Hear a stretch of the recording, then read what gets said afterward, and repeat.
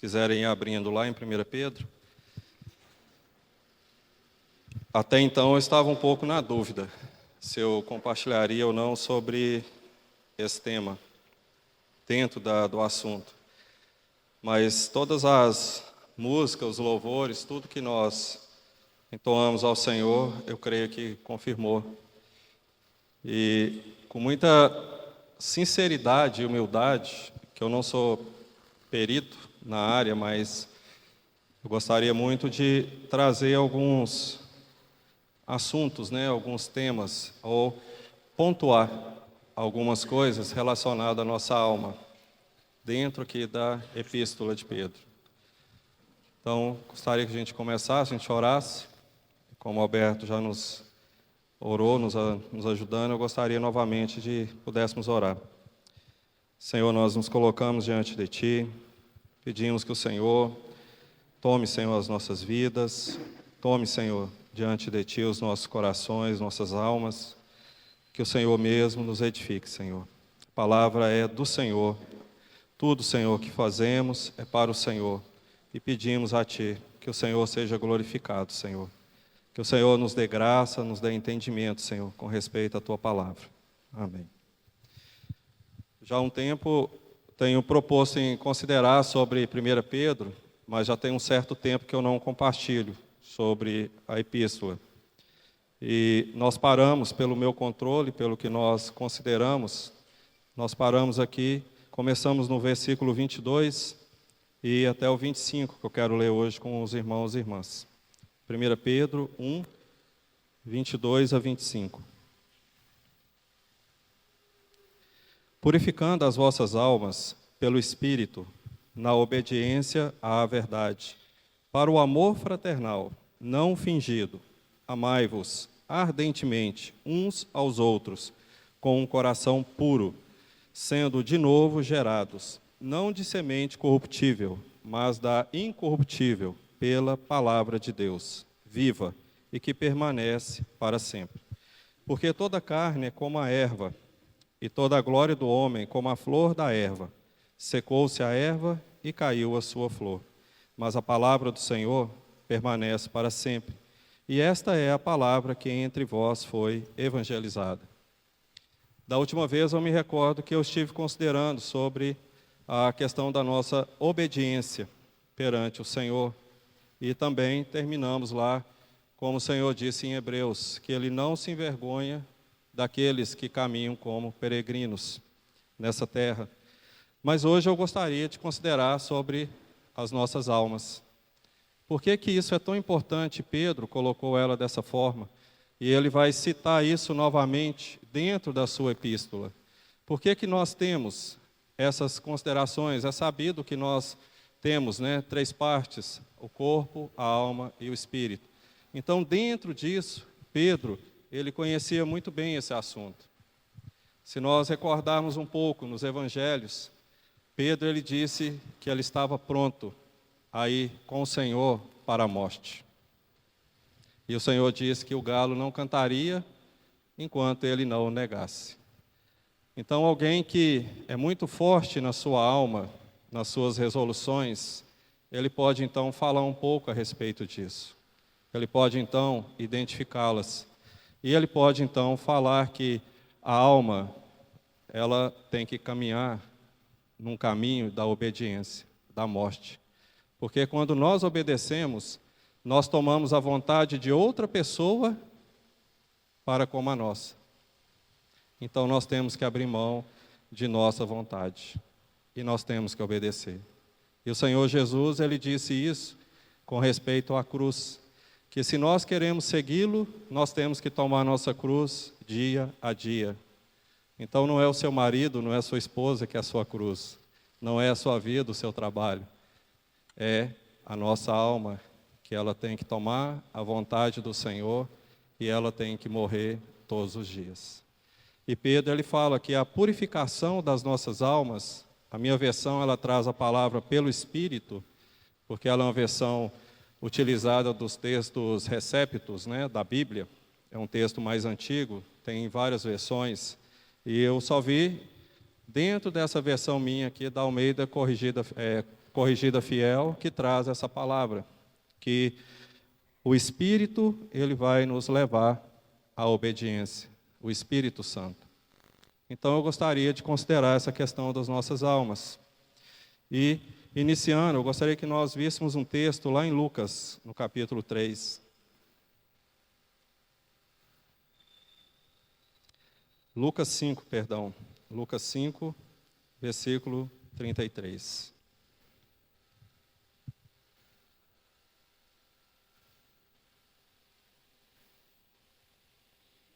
Lucas capítulo 5, versículo 33.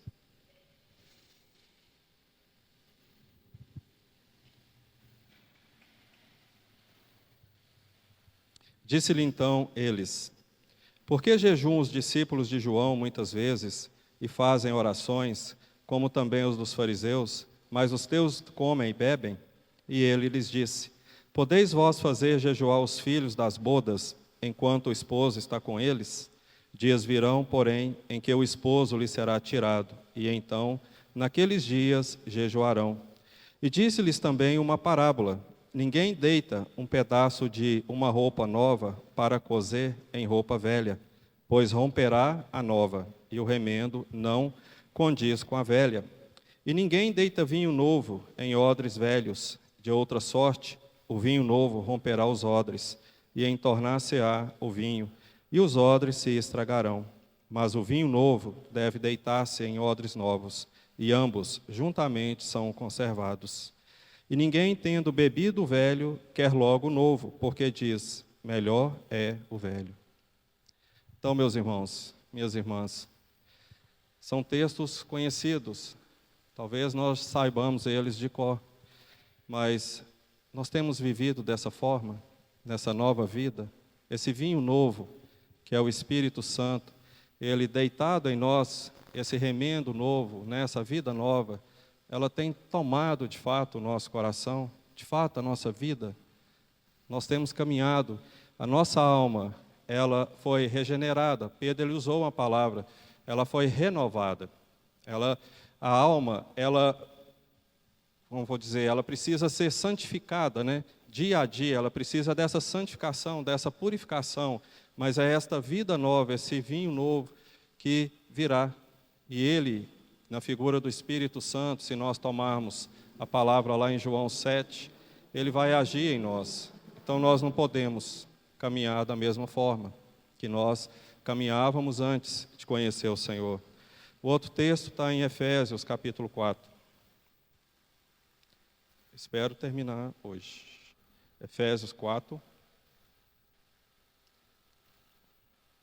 33. Aliás, 23.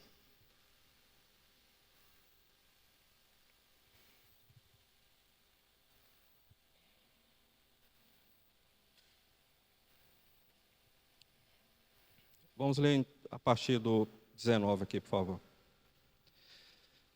Efésios 4, 19. Os quais, havendo perdido todo o sentimento, se entregaram à dissolução, para com avidez cometerem toda a impureza. Mas vós não aprendestes assim a Cristo, se é que o tendes ouvido e nele fostes ensinado, como está a verdade em Jesus, que quando ao trato passado vos despojeis do velho homem, que se corrompe pelas concupiscências do engano, e vos renoveis no espírito da vossa mente, e vos revistais do novo homem, que segundo Deus é criado em verdadeira justiça e santidade. Então, o que ele nos diz no 22? Despojar do velho homem, que se corrompe pelas suas paixões. Um texto que nós já lemos, mas eu quero ler novamente, Romanos capítulo 12, 1. Romanos 12, 1.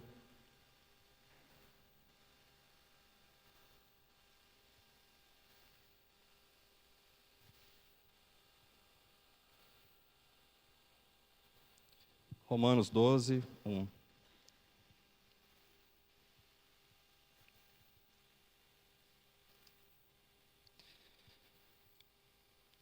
Rogo-vos, pois, irmãos, pela compaixão de Deus, que apresenteis os vossos corpos em sacrifício vivo, santo e agradável a Deus, que é o vosso culto racional.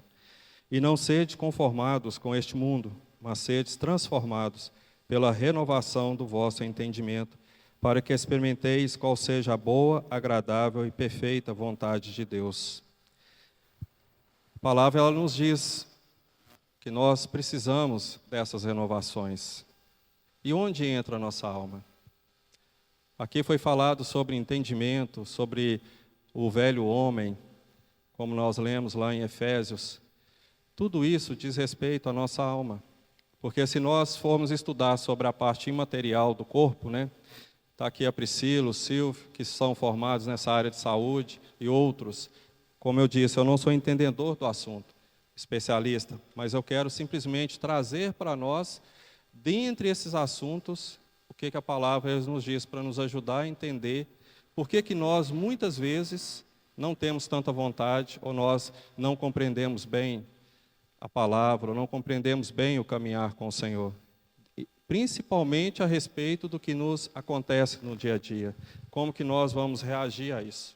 Como que nós vamos entender por que acontece isso ou acontece aquilo conosco?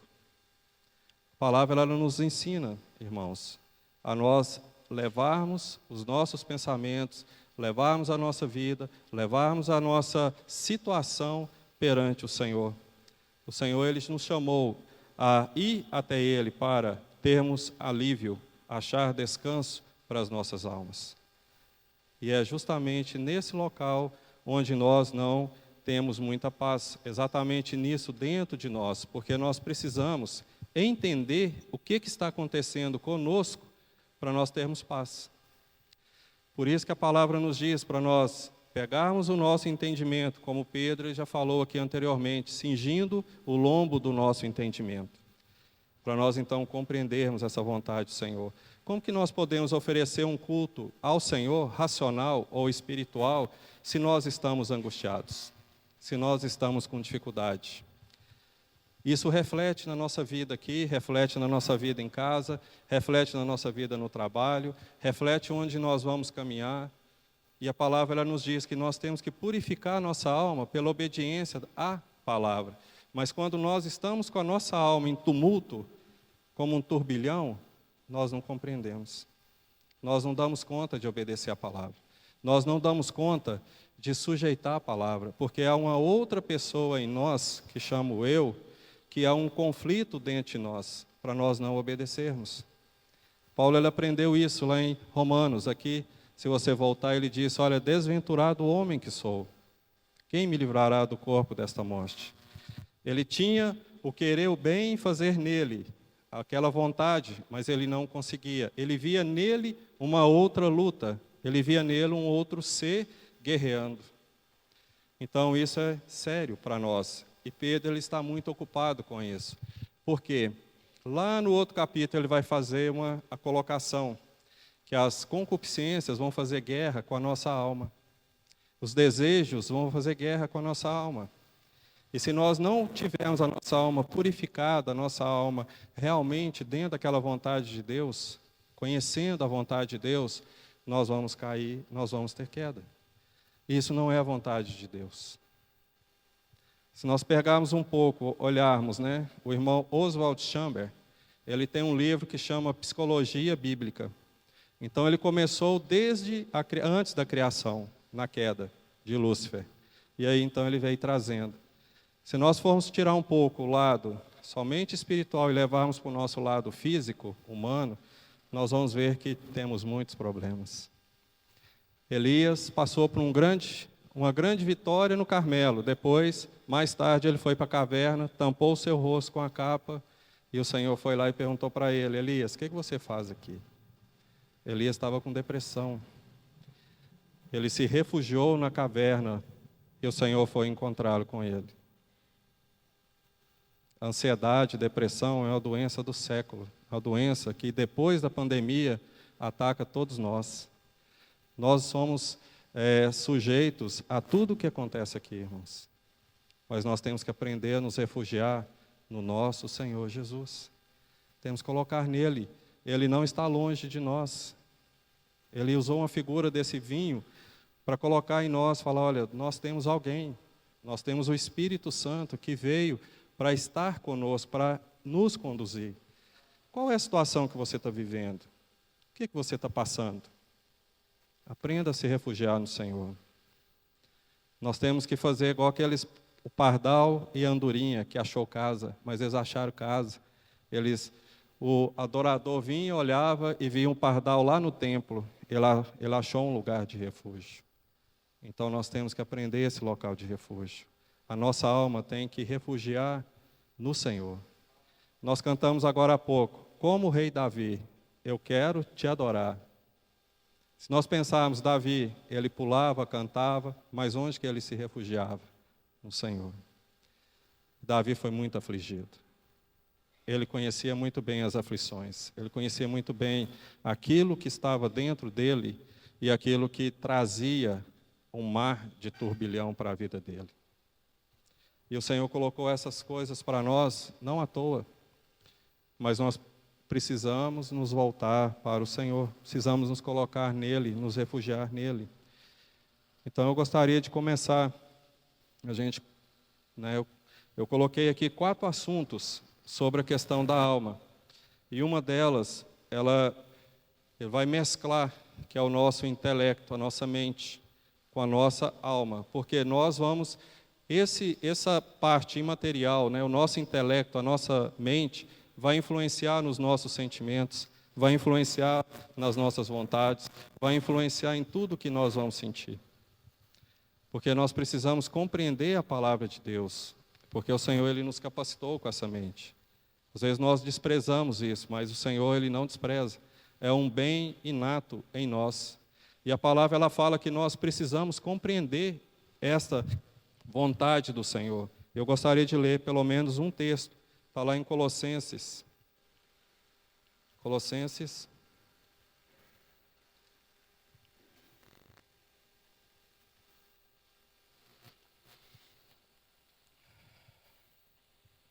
Colossenses capítulo 1, versículo 9.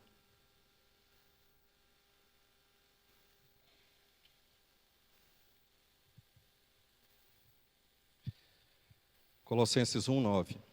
Por esta razão, nós também, desde o dia em que o ouvimos, não cessamos de orar por vós e de pedir que sejais cheios do conhecimento da sua vontade, em toda sabedoria e inteligência espiritual, para que possais andar dignamente diante do Senhor, agradando-lhe em tudo, frutificando em toda boa obra e crescendo no conhecimento de Deus. Olha o que Paulo orou. Cheio do conhecimento da sua vontade. Como que você vai conhecer a vontade de Deus e entendê-la? Na sua mente. Nós temos algo, a palavra. Nós temos a nossa vida. Nós vamos nos ocupar a ler, a entender, a meditar, a procurar a vontade do Senhor, a conhecer a vontade do Senhor, onde? Na nossa mente. Vou dar um exemplo para você, bem claro. Semana passada eu travei a coluna. Minha perna travou, não consegui mexer, tive que ir para o hospital, tomei injeção, tomei medicação. Eu tinha que, sabe o que eu fiz? Tentei entender diante do Senhor o que Ele queria comigo com isso. Qual era o propósito? O que eu tinha feito? Procurar entender. Já dei crise de ansiedade. Já passei por muitas angústias, muitas tristezas e doenças. Você entende a vontade do Senhor? Você ora ao Senhor para que você aqui, entenda, tenha um pleno conhecimento da vontade dEle para a sua vida?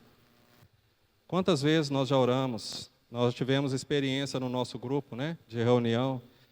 Uma irmã travou também, nós oramos. Do nada ela queria ir na cozinha pegar um copo, sabe o que ela fez? Ela levantou e andou e nem percebeu. E a filha dela falou assim, mãe, olha aí. Ela olhou assim, olhou em volta. O que foi? Olha, você está andando. E ela estava com dor na coluna, irmãos. E ela não estava conseguindo andar. Como você entende isso? Aconteceu na reunião do grupo. Volto a repetir, não falhe as reuniões do grupo. Vão às reuniões do grupo. Levem as questões. Isso é real. Paulo disse, Senhor, eu oro a Ti, para que eles sejam cheios do conhecimento da Sua vontade. Aonde você vai conhecer? É aqui, na sua mente. E isso vai refletir na sua alma, nos seus sentimentos, nas suas emoções. Ore, nós precisamos confiar no nosso Senhor. Outra coisa que Paulo disse, em toda sabedoria e inteligência espiritual. Inteligência espiritual. Deus é espírito. E Ele deseja, Ele busca verdadeiros adoradores, que o adorem em espírito e em verdade. Então nós precisamos ter uma inteligência espiritual. Você vai pegar algo físico, como essa palavra que está aqui, e você então vai transformá-la, o Espírito Santo vai transformá-la em poder. Foi isso que Pedro disse lá no versículo 25. Mas a palavra do Senhor permanece para sempre. Esta é a palavra que entre vós foi evangelizada. Esta palavra escrita aqui, a palavra evangelizada, no grego é rema. Então há duas palavras que foram usadas, logos e rema. O logos está aqui, mas esse logos precisa do Espírito para transformar em rema para nós, que é poder. Então a palavra evangelizada, ela é poder de Deus. Ela é o poder de Deus. Porque o Espírito Santo toma essa palavra e transforma ela em poder. Para ela atingir o nosso coração, para ela atingir a nossa mente, para ela modificar o que nós pensamos, para nós agirmos conforme a vontade do Senhor. Sabe, meus irmãos, nós precisamos muito de ocuparmos mais com o Senhor. Sentarmos em quietude com Maria, fazer a nossa alma repousar, descansar, imobilizar o nosso ser e contemplar o Senhor mais vezes na nossa vida. Porque nós somos agitados. A nossa mente é agitada. Muitas coisas acontecem aqui dentro que refletem aqui, Outra coisa que eu já dei, vou hoje falar tudo para vocês, vou abrir meu coração. Eu já dei até um mal, uma doença chama psicossomática. Minha mão começa a ficar vermelha aqui, e vai estourando e sobe até para o braço. Me ajuda aí, viu, Silvio? Priscila aí também, viu? O André está precisando fazer uma sessão aí de psicologia. Tudo isso, irmãos, coisa da alma. Hoje eu já aprendi a lidar com isso. Eu já aprendi. A moça que nos vendeu as pedras, quando a gente estava construindo, fui lá pagá-la, ela, eu estendi minha mão para ela, ela olhou e falou assim, o que é isso sua mão, André? Eu falei, isso aqui é problema da alma. Ela falou assim, então eu também tenho, porque eu também tenho isso. Sabe, irmão, isso é muito sério. Isso é espiritual. Às vezes os psicólogos aí vão crucificar, Vão, viu, Pri? Mas a gente tem que se voltar para o Senhor.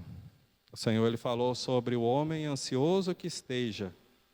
E Pedro, ele vai falar também, a palavra já diz que nós temos que lançar a nossa ansiedade sobre o Senhor. Sabe onde que ela começa? Aqui, no nosso entendimento. Por isso que nós temos que aprender a descansar no Senhor. Que a paz de Cristo, ela venha trazer esse árbitro, arbitrar. Ela venha falar, olha, calma, vamos separar, acalma, e ela começa aqui. Em um dado momento da nossa vida, todos nós vamos ser conduzidos pelo Senhor ao fim de nós mesmos. Se você olhar lá em 2 Coríntios, Paulo ele falou assim, desesperei da própria vida, ou desesperamos da própria vida. Ele foi conduzido a essa experiência pelo Senhor, para que ele não confiasse nele mesmo, não confiasse na carne, mas em Deus, que é o Deus de toda consolação. É o Senhor que socorre, e o Senhor esteve com ele.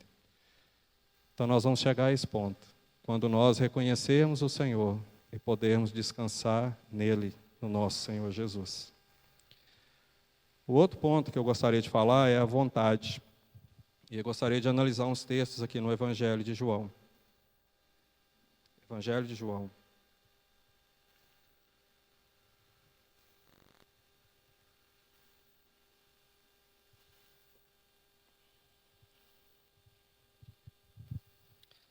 Evangelho de João, capítulo 5.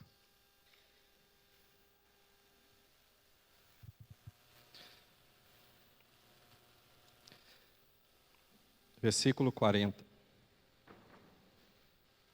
Aqui vai falar sobre a nossa vontade, sobre a vontade. Olha o que o versículo 40 do 5 diz. E não quereis vir a mim para terdes vida. E não quereis virdes ouvir a mim. Isso é vontade. Não estou com vontade de ir. Não estou com vontade de ir até Jesus. Eu não quero ir até Jesus. Vontade. Esse texto fala de vontade. 6,54.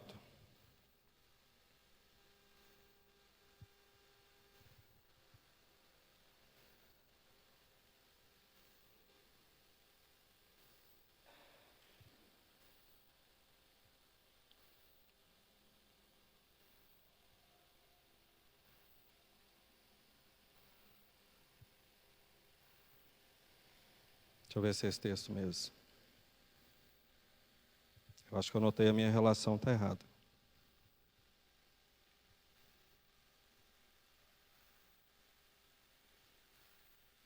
Vamos para o próximo aqui. Eu acho que esse aqui não vai dar. Não é o que eu estou pensando aqui, não. Eu notei errado a minha referência. Não, aquele que fala assim, ninguém pode vir a mim se o Pai não o trouxer. Lembra aí, Samuel, qual que é? Eu acho que eu notei errado aqui. Oi? 44, Mariana. Obrigado, Mariana. Então, 6,44. Ninguém pode vir a mim se o Pai que me enviou o não trouxer, e eu o ressuscitarei no último dia. Observe o que o Senhor Jesus disse, que ninguém pode vir a mim se o Pai não o trouxer. Ou seja, a vontade dessa pessoa tem que ser transformada. O Pai tem que vir e transformar essa vontade. Então, a nossa vontade, ela está envolvida em buscar o Senhor. Nós precisamos ter essa vontade. Obrigado, Mariana. O outro é o 6,37. Todo o que o Pai me dá, virá a mim. E o que vem a mim, de maneira nenhuma o lançarei fora. Todo o que o Pai me dá, virá a mim. Se o Pai verdadeiramente nos deu ao Senhor, qual que vai ser a nossa vontade? Ir ao Senhor. Mas pode acontecer um momento da nossa vida que a nossa vontade não é buscar o Senhor. Algo vai acontecer conosco, algo vai mudar isso, ou pode influenciar isso. E nós temos que nos voltar novamente para a palavra. Nós temos que buscar essa vontade do Senhor em dizer, nós somos do Senhor. Nós somos aquele novo pano, nós somos aquele novo odre. Nós temos em nós tudo isso. Nós temos o Espírito, nós temos o conhecimento da verdade, nós temos o conhecimento espiritual.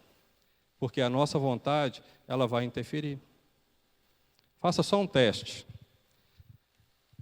Do ano passado, janeiro a dezembro, quantas reuniões vocês faltaram, ou eu faltei, por vontade? Quantas vezes nós deixamos de ler a palavra por vontade? Não estou com vontade. Ou nós estávamos com alguma coisa e deixamos de fazer. É lógico que tem certas situações. Então o Senhor, irmãos, conhecia muito bem a nosso ser. Ele sabe quem nós somos. Ele sabe exatamente quem nós somos. E se nós pensarmos sobre todo o nosso ser, a palavra ela vai trazer isso para nós. Ela vai mostrar para nós que nós somos também, a nossa alma influencia sim na nossa vida. Nós temos o nosso espírito regenerado pelo Espírito Santo, mas a nossa alma, ela está no meio do nosso corpo para fazer a vontade de Deus. E o nosso velho homem, que está representado por isso, como nós lemos lá em Efésios, ele então tem que ser moldado pela obediência à verdade, como Pedro disse. E obediência, ela está também incluída nessa vontade. Vocês estão entendendo? Porque a nossa vontade tem que estar de acordo com a vontade de Deus. Como o Senhor disse aqui, todo aquele que o Pai me dá, virá a mim. Quem que vai ir? Nós vamos ser levados, a nossa vontade, as nossas pernas vão nos conduzir ao Senhor. Se nós prestarmos atenção naquilo que foi compartilhado, que Samuel ainda está compartilhando sobre Daniel, qual que era a vontade de Daniel? Era se contaminar ou era se santificar, se separar? Aquele decidir firmemente é a vontade dele. A vontade de Daniel era: eu estou longe de Israel, minha casa está destruída, minha nação já não existe, o templo já não existe, mas Jerusalém está lá, o Senhor está no céu, mas eu estou aqui, eu não vou me contaminar. Isso que ele decidiu. Paulo, ao orar aos Colossenses, pelos Colossenses, ele fez a mesma coisa, para que, ao entender essa vontade, esse conhecimento, no intelecto, conhecimento espiritual, que a vontade deles seja o quê? Viver agradavelmente para Deus. Agradavelmente para Deus. Eusébio de Cesareia escreveu um livro, História Eclesiástica. E em dado momento lá do livro, ele escreve falando sobre o apóstolo João. E quando o apóstolo João foi libertado de Patmos, ele então conheceu um jovem, pregou para esse jovem e confiou o jovem ao bispo da igreja. Só que o bispo da igreja não cuidou bem desse jovem. E ele então se afastou. E esse jovem se tornou até chefe de uma turma de ladrões que estava até aterrorizando ali a cidade e as redondezas. João então saiu e voltou. E ele então perguntou de novo para esse presbítero: onde que estava o tesouro de Cristo? Ele não perguntou onde estava o jovem, ele perguntou onde estava o tesouro de Cristo. Só alguém que conhecia o Senhor plenamente, como João, podia usar esse termo. Você já pensou você ser chamada como tesouro de Cristo? Um apóstolo como João? Tesouro de Cristo? Então, o bispo disse que não pôde fazer nada. O jovem se afastou da fé e foi ser o chefe lá daquele bando, Então, o João foi atrás desse jovem. E ele então chegou no local onde que eles estavam, e os comparsas desse jovem pegou João, deu nele algumas safanadas, e João falou assim, e eles falaram: eu vou te levar para o meu chefe. Ele falou: é exatamente isso que eu vim. Eu vim aqui para falar com ele. Me leva até ele. Quando o jovem viu João, ele caiu aos pés de João e começou a chorar. E aí então, João resgatou novamente, ele confessou os pecados, orou, e ele então voltou para a igreja. Sabe, irmãos, se nós pensarmos quão valioso é o sangue do Senhor, quão precioso é aos olhos de Deus o sangue do Senhor, nós vamos dizer como Pedro, precioso sangue, precioso sangue. E esse tesouro de Cristo, que fazemos parte dessa herança. Se nós olharmos em Hebreus capítulo 2, o Senhor Jesus nos apresenta a Deus como: eis aqui estou e os filhos que Deus me deu. Como nós precisamos ver dessa forma. Quando nós estivermos perante o Senhor, quando nós estivermos de fato diante dEle, e nós contemplarmos o Senhor sem medo, sem receio. Mas hoje é a oportunidade que nós temos de colocar a nossa vontade diante do Senhor, como o Senhor Jesus disse. Que aquele que ir até Ele, Ele de maneira nenhuma lançará fora. O Senhor, Ele não nos rejeita. O Senhor, Ele nos ama incondicionalmente. O Senhor não nos rejeita em forma alguma. Mas nós precisamos aceitar esse amor da forma que Ele é dado. Que é um amor que requer de nós santificação. Requer de nós purificação. Um amor que requer de nós exclusividade. Porque a palavra diz que o Espírito tem ciúme de nós. Então, quando a nossa vontade ela não está de acordo com esta vontade de ir até o Senhor, o Espírito ele tem ciúme, porque a nossa vontade está caminhando para outra coisa, que nós poderíamos ser, como a palavra diz, remir o tempo, porque os dias são maus. Então é muito interessante vermos um irmão como João, um relato de outras pessoas que conheceram ele e colocá-lo dessa forma, porque João ele começa o ministério dele após a morte de Pedro, Paulo, né? Ministério que eu digo mais abrangente, que depois que da segunda geração dos apóstolos, né, que João permaneceu até o início do primeiro século. E a outra parte que eu gostaria de compartilhar é sobre a nossa consciência. Tito, capítulo 1.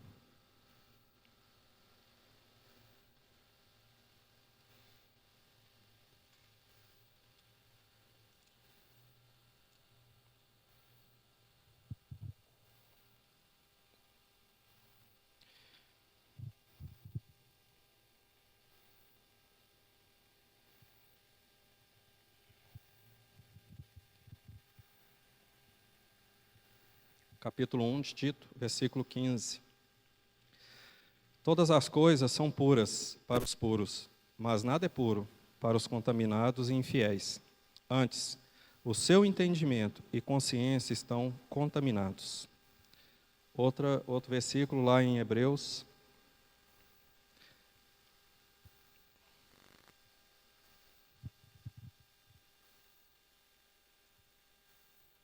Hebreus 10.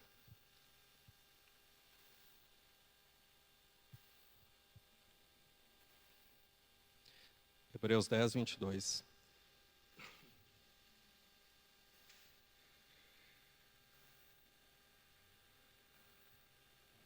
Hebreus 10, 22. Cheguemo-nos com verdadeiro coração, e inteira certeza de fé, tendo os corações purificados da má consciência e o corpo lavado com água. Eu só tomei esses versículos como exemplo de que a nossa consciência ela está ligada ao nosso coração, ao nosso entendimento. A nossa consciência é um juiz, como se fosse um juiz dado por Deus para nós, para nos frear. Se nós pensarmos sobre isso, nós vamos então tomar muito cuidado.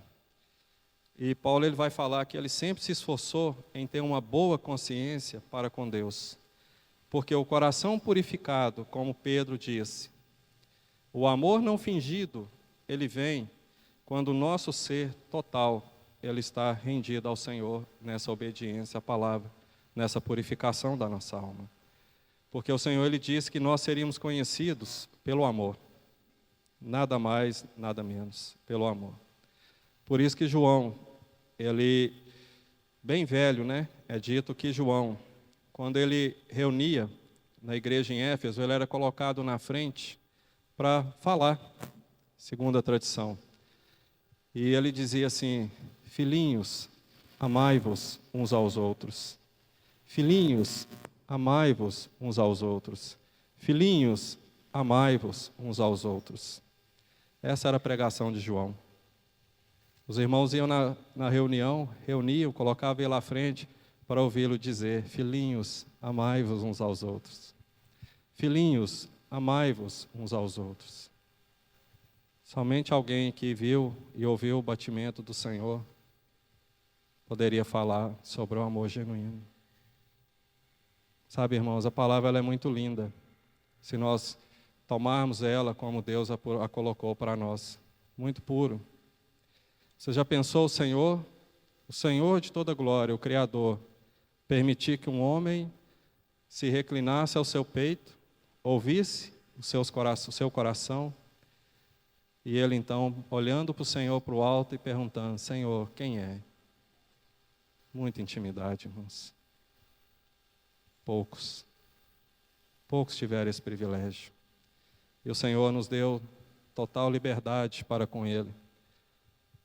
Mas a nossa consciência, muitas vezes, porque nós estamos com ela nos acusando, não permite que a gente tenha total intimidade com o Senhor dessa forma. Nosso coração, a nossa mente, todo o nosso ser. Não há nada mais, nada menos que a alma precisa a não ser purificar. Purificar. E só a palavra pode fazer isso. Só o Espírito Santo pode fazer isso. Somente nós juntos podemos ser purificados naquela figura do Salmo. O nosso Arão recebendo a unção e a unção descendo. Ah, irmãos, como nós necessitamos disso. Necessitamos olhar humildemente para o nosso Deus. Olharmos humildemente para o nosso Senhor. Humildemente nos colocar diante dele e pensar, nós não somos nada. Não sou melhor do que o Sérgio não é melhor do que eu perante o Senhor. Somos iguais. Nós somos esse tesouro de Cristo, como o apóstolo João dizia. E nós somos muito, vou usar uma palavra, pobres, no sentido de conhecer espiritualmente o nosso Senhor. Às vezes nós somos vendidos ou recebemos algo que não é a genuína palavra, ouvindo de outras pessoas. Mas chegando aqui diante desta palavra, ela é genuína, ela é pura. E ela então vai falar conosco. Como eu disse, eu não sou perito na área, mas trazendo dentro da palavra de Deus para nós o que fala sobre cada uma dessas partes que a nossa alma é constituída. Se nós formos pensar, tem muitas outras partes, né? Eu sei disso, mas não é o meu propósito falar sobre isso, porque eu não sou perito.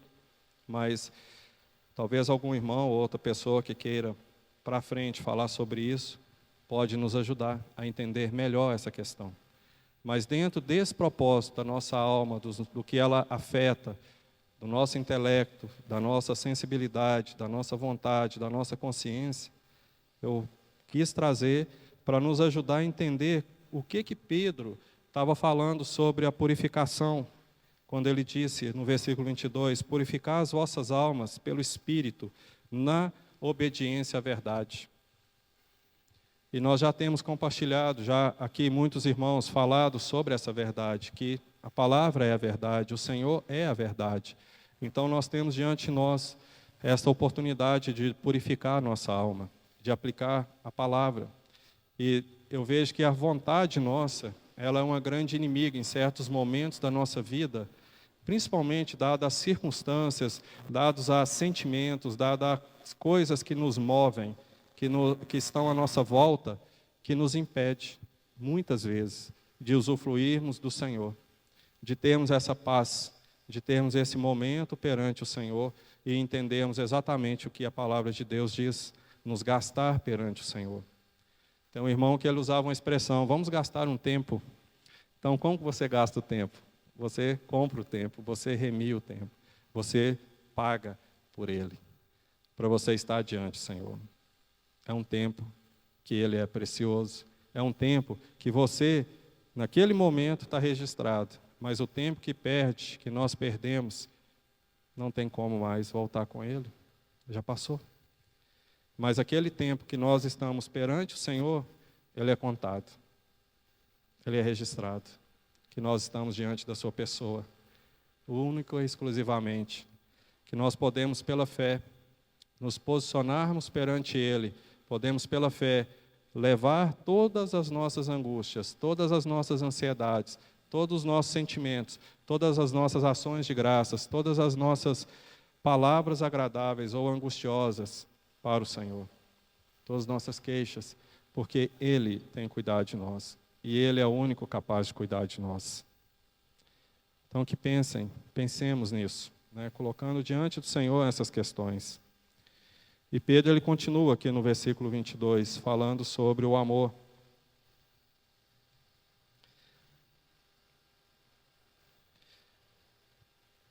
Como que nós podemos ter esse coração puro? O coração, ele, desde a antiguidade, desde muito tempo, ele é a sede da vida. Ele é a sede da vida. Por isso que nós temos este órgão, o coração. Lá em Provérbios 14:10 é dito assim: o coração conhece a sua própria amargura.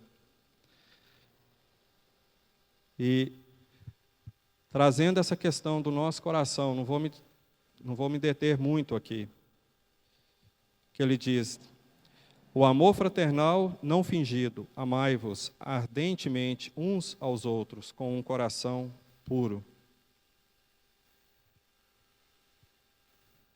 Dada tanta situação que nós vivemos, tantas incompreensões, se nós olharmos lá para a nossa alma, nesse momento, pelo que nós já consideramos, talvez nós vamos achar muita angústia, muita tristeza ou alegria.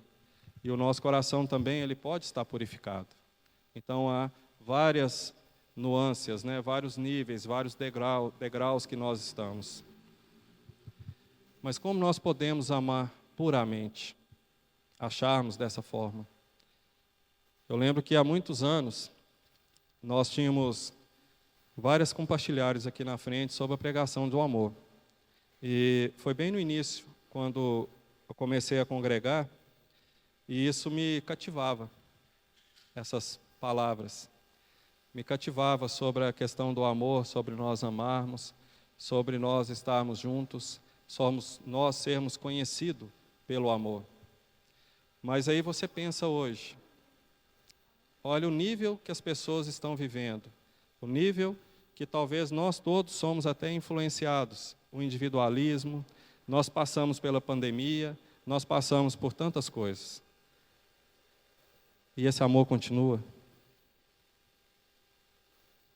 Nós temos esse amor puro de achar o nosso coração, Senhor, dessa forma. Nós conseguimos amar realmente, estarmos juntos realmente, manifestar esse amor, sermos conhecidos. Pedro ele vai depois falar aqui no capítulo 2, no capítulo 2, sobre as pessoas terem maledicência, engano, fingimento, invejas, murmurações. Tudo isso tira o amor puro e verdadeiro do coração, quando nós praticamos isso. E ele fala sobre a questão da vida, aqui no versículo 23. Sendo de novo gerados, não de semente corruptível, mas da incorruptível, pela palavra de Deus, viva e que permanece. O 24 diz: porque toda a carne é como a erva, e toda a glória do homem como a flor da erva. Secou-se a erva e caiu a sua flor. Mas a palavra do Senhor permanece para sempre. Esta é a palavra que entre vós foi evangelizada. Eu vejo aqui um contraste entre o amor verdadeiro, puro, de uma pessoa que ela de fato tem a sua alma purificada, que ela pode amar, que ela pode pregar a palavra, que as pessoas vão sentir isso, e alguém que está buscando a glória, buscando a sua própria glória, o seu próprio nome. E essa glória, ela é comparada como essa flor da erva. De manhã, ela está viçosa, muito bonita, mas ela vai murchando, murchando até desaparecer e secar. Então essa glória humana, ela vai desvanecer, ela vai cair e ninguém mais vai lembrar dela. Mas alguém que ama, alguém que, como o apóstolo João, pôde escrever e falar sobre o amor, e nós sabemos que é verdadeiro, porque ele de fato amava primeiro ao Senhor, depois ele amava os irmãos, a igreja, então ele tinha, como está dizendo aqui, que a palavra do Senhor, ela permanece para sempre. Porque a semente incorruptível, essa semente, essa palavra, ela tem que achar um coração incorruptível. Tem que achar um coração bom, um coração que vai produzir fruto. E se o coração estiver cheio de outras coisas, né, ele não vai produzir. E tudo começa, meus irmãos, quando nós obedecemos, purificamos a nossa alma, purificamos o nosso coração, então para nós produzirmos uma erva ou produzirmos um fruto que ele vai permanecer. Porque aqui, essa erva, ela é proveniente de uma semente. Mas essa semente, ela não tem uma vida incorruptível, ela não tem uma vida duradoura. Mas aquela semente que foi implantada em nós, ela é eterna. Ela vai produzir fruto para a vida eterna. Ela vai produzir fruto para o Senhor. Um fruto espiritual. Acho que Pedro ele aprendeu muito com o Senhor. Ele aprendeu muito a caminhar com o Senhor. Quando ele percebeu quem de fato era o Senhor. Quando lá no início, em Lucas 5, né? Quando ele pescando, não apanhou nada, o Senhor falou, então vai, pesca. Ele viu aquela pesca, ele disse, Senhor, afasta de mim, porque eu sou pecador.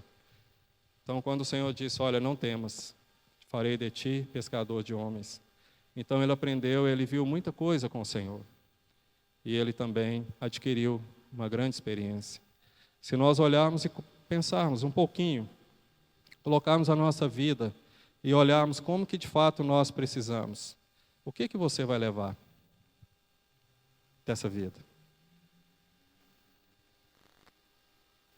Meu sogro, quando ele faleceu, ele era carpinteiro, antes de falecer, né?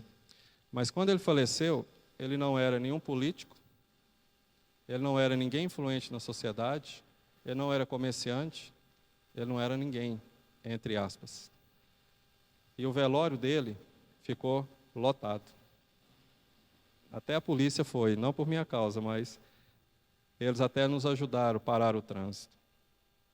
O velório dele, nós tínhamos pessoas que perguntavam assim, quem que está aí? Quem que morreu? Quem que é a pessoa? Estava muito cheio. Acho que nós podemos tirar esse exemplo, né? A minha sogra está aqui até, viu, Dona Maria? Só para usar um exemplo, que isso marcou a minha vida. De pensarmos que quando a pessoa, ela tem essa vida sincera, não fingida, porque ele era uma pessoa muito sincera, muito boa também, as outras pessoas se importam, irmãos. Você se importa com as pessoas, você se importa com o seu irmão, com a sua irmã, com a igreja, com o Senhor. Você se importa, você é aquela pessoa que faz questão da outra pessoa, que aquela pessoa é um tesouro de Cristo, como João colocou para vocês, para nós colocava, né? E isso se perdeu muito na história da igreja, mas Eusébio de Cesareia deixou isso registrado no livro História Eclesiástica.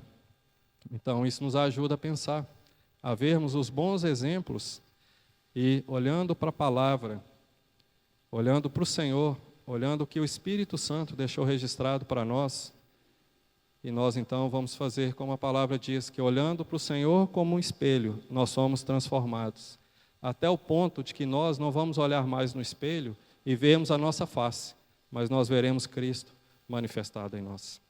O Senhor nos abençoe.